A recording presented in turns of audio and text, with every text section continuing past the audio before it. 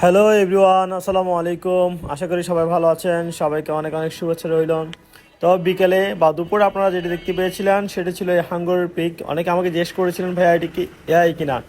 না, এটি এআই না, এটি সত্যিকারের হাঙ্গর মাছ। আমাদের বাংলাদেশের বঙ্গোপসাগরের বুকে একটি ফিশিংরত ট্রলিং জাহাজ, ফিশিং জাহাজ এই মাছটি পেয়েছে।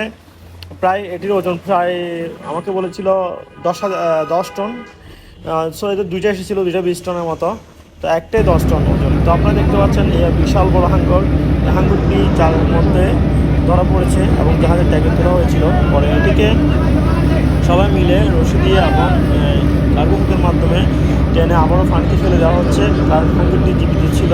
যে হাঙ্গর হচ্ছে সামুদ্রিক সম্পদ, তাই হাঙ্গরটিকে আবারও সাগরে ছেড়ে দেওয়া হয়েছে। তো অবশ্যই হাঙ্গরটি দেখে আপনাদের কেমন লেগেছে? এত বড় হাঙ্গর আপনারা কখনো দেখেছেন কিনা কোনো ভিডিওতে? অবশ্যই কমেন্টস করে জানাবেন। তো ধন্যবাদ জানাচ্ছি সবাইকে। ভালো থাকবেন, সুস্থ থাকবেন। আল্লাহ হাফেজ।